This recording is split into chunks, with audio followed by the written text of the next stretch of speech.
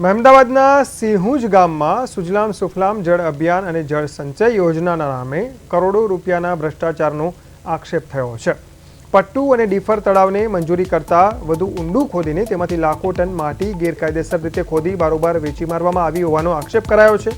આ માટી વીરેશ્વર ચેરિટેબલ ટ્રસ્ટમાં નાખવાના નામે ખોદવામાં આવી હોવા છતાં હકીકતમાં તે અલગ અલગ ગામોમાં વેચીને સરકારી તિજોરીને કરોડો રૂપિયાનું નુકસાન પહોંચાડવામાં આવ્યું હોવાની આશંકા સેવાઈ રહી છે.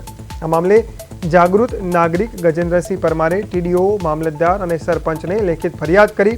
આટલા આક્ષેપો છતાં તંત્ર દ્વારા આજ દિન સુધી કોઈ સ્થળ તપાસ કરવામાં ન આવી. વહીવટીતંત્રની કામગીરી સામે અહીં શંકા ઉઠી રહી છે.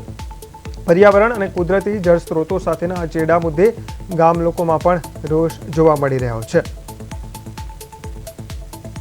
હમણાં 15 દિવસથી ચાલે છે. બાબતે કોઈ તમે જાણ કરી? તલાટીશ્રીને સરપંચશ્રીને જાણ કરેલી તો છતાંય કોઈ ધ્યાન દોરેલ નથી. સરપંચશ્રીએ ખોદતી વેળાએ ઘણા 800-900 ઝાડોનો વિનાશ કરી નાખ્યો, તોય સરપંચશ્રીએ કોઈ ધ્યાન દોર્યું નહીં. એ ઝાડો કहीं ગયો એ કોઈને ભાગીને અંદર ડમ્પરોમાં ભરી ગયા. મેમદાર ધારાસભ્યને જાણ છે આ ખોદકામ બાબતે? એ ધારાસભ્યશ્રીને મેં જાણ નથી કરી.